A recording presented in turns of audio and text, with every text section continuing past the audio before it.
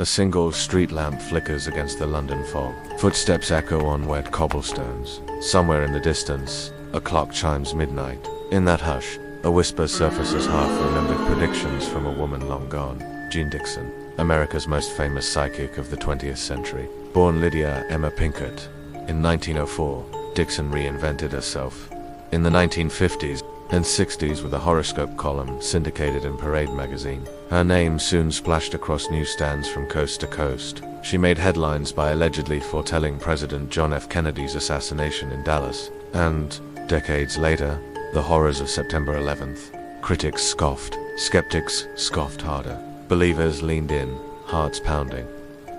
Was her gift real or just a clever hindsight trick? Tonight we retrace Dixon's most notorious visions, JFK falling under an assassin's bullet steel towers, crumbling in New York, and peer into her final warning for 2025, when she claimed two great powers would collide in a war that would reshape the world. Is this 2025 vision merely an echo of Cold War anxieties, or does it cast a shadow over today's headlines? Join us as we sift fact from legend, revelation from coincidence, and ask, did Jeane Dixon truly see 9/11s and JFK? And what horrors might still lie ahead? In the spring of 1960, a hush fell over the bustling newsrooms of Washington, D.C., when Jeane Dixon slipped her latest horoscope into the hands of editors and socialites alike. It read simply, almost innocuously, charismatic politician will rise on the horizon, shining promise, yet shadowed by fate. At first glance, it might have passed for any other Sunday column, gentle guidance for restless souls. But eyes lingered on the phrase,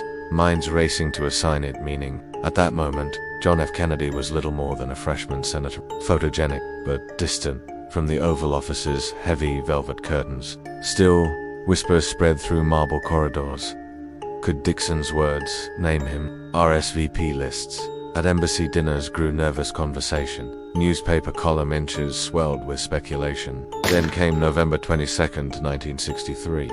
In Dallas's scorching autumn glare, the motorcade rattled through Dealey Plaza, and in an instant, hope shattered like glass.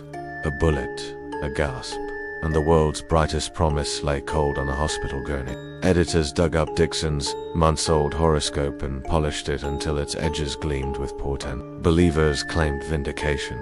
Skeptics cried Barnum effect, accusing her of casting broad nets and hauling in fish by hindsight. But Dixon refused to vanish into footnotes. In her 1969 memoir, My Life and Prophecies, she offered a more haunting vision. I saw a riderless horse galloping through Dealey Plaza, a bell tolling not for kings but for president. The metaphor struck a chord deeper than any horoscope ever could. Whether mere metaphor or glimpsed truth, her words burned into public consciousness, and a quiet mystery settled across her life's work. Could this self-taught astrologer, once laughed off at church bazaars, truly have foretold a president's death? In that moment, Jeane Dixon's reputation transcended circus tents and Sunday pep. She became a prism through which the world glimpsed prophecy's fragile edge forever, questioning where vision ends and coincidence begins. In the mid-1990s, Jeane Dixon stood as an elder oracle in a world rushing toward tomorrow. At 90-odd years, her silver hair was as unruly as her reputation, half mystic. Yet in a quiet 1995 interview with the Washington Post, her tone turned grave, eyes distant, as though she peered through time itself.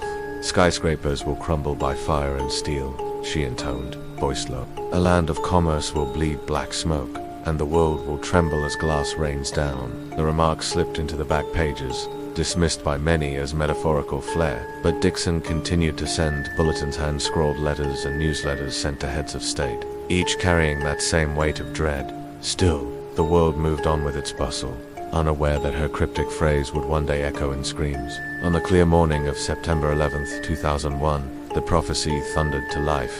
Two jets, hijacked into fury, tore through New York's Twin Towers. Flames licked steel skeletons. Smoke churned into the sky in obscene columns of ebony, and shards of shattered glass blanketed the pavement like sorrow itself. As cameras circled the devastation, anchors recited Dixon's words verbatim, disbelief cracking their voices. A land of commerce, glass rains down. Skeptics cried retrospective editing, demanding proof of the original transcript. yet no definitive recordings surfaced, only scattered eyewitness notes and faded clippings passed from one journalist to another.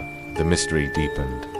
Had her phrase been polished in hindsight, or did those few printed words truly precede calamity? Across living rooms worldwide, viewers grappled with the same question: coincidence or clairvoyance? For believers, Dixon's reputation blazed once more, her ominous warning now etched into history's darkest chapter. And as dust settled over Manhattan's ashes, one truth remained undeniable.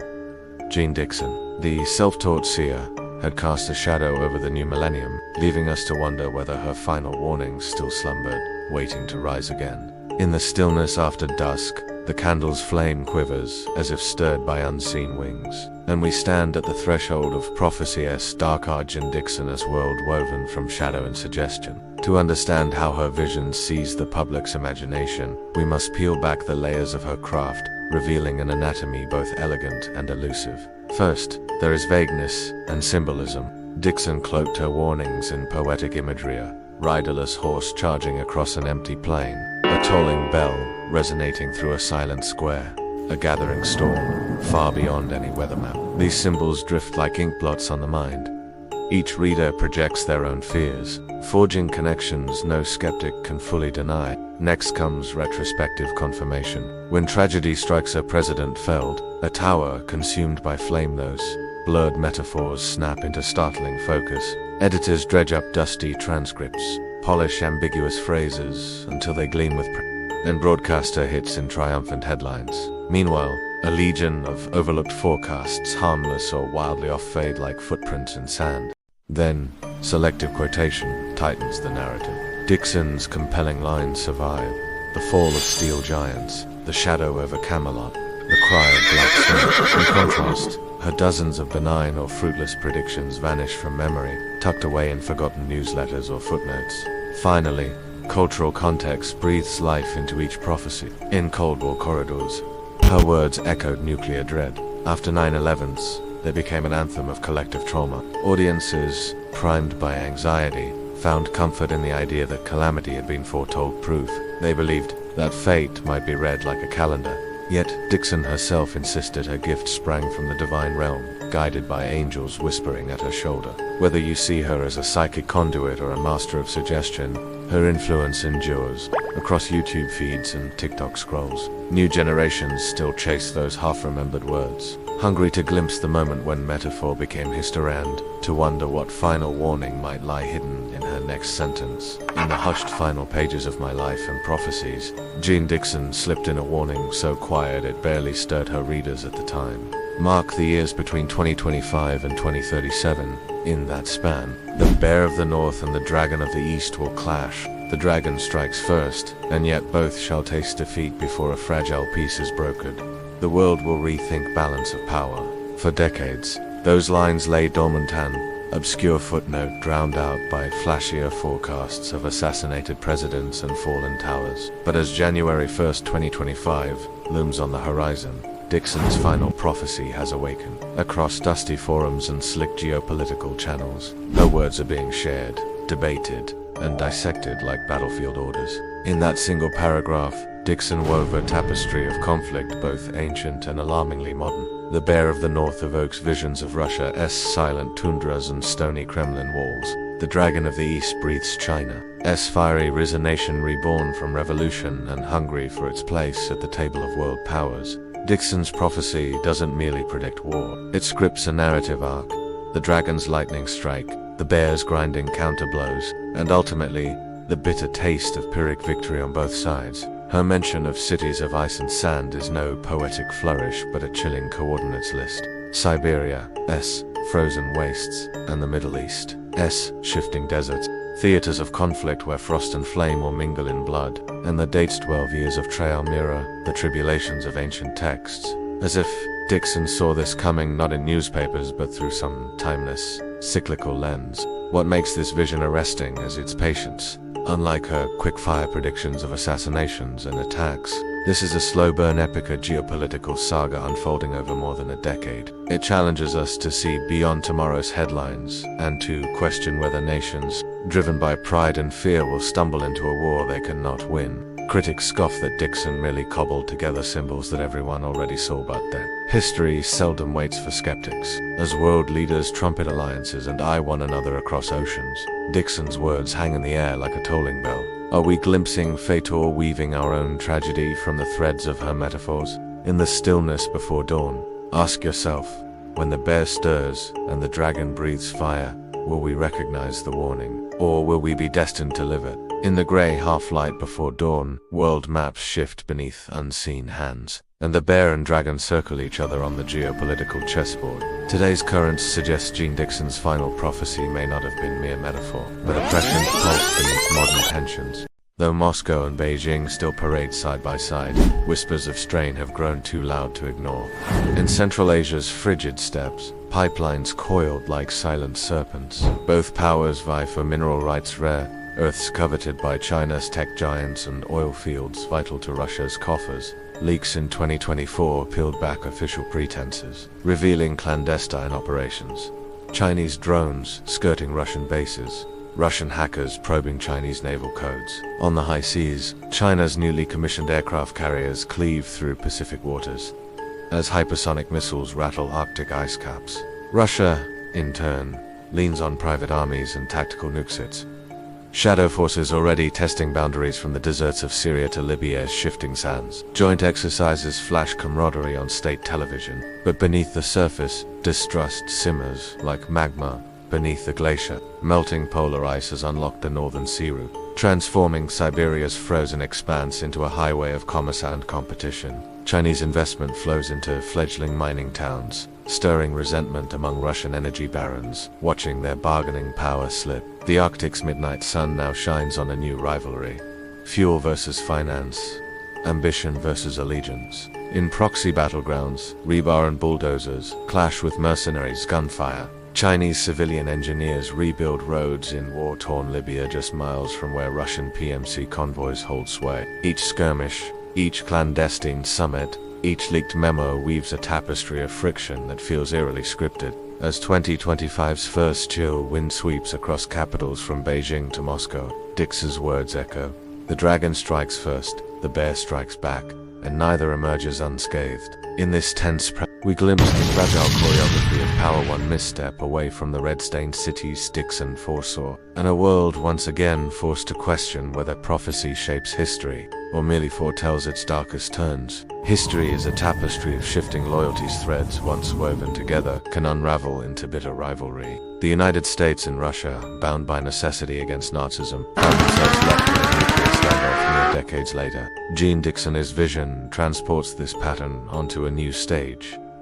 The bear of the north and the dragon of the east, once feasting at the same table, now circling each other with sharpened claws. Yet prophecy is not destiny, it is warning. In every age, seers have sounded alarms that only time can prove. Dixon's foretelling of a Sino-Russian clash from 2025 to 2037 is less an immutable fate than a siren call to vigilance. Will nations heed the echoes of history, remembering that yesterday's ally can become tomorrow's adversary? Consider the Cuban Missile Crisis, a week of tension so deadly that a single miscalculation could have plunged the world into nuclear winter. And still, after the guns fell silent, negotiators found a path back from the abyss. If Dixon's prophecy holds truth, whether born of otherworldly insight or the shadow of Cold War fears it, urges us to follow that example. Policymakers must pass hidden frictions before they erupt. Strategists must temper displays of strength with gestures of conciliation, and everyday citizens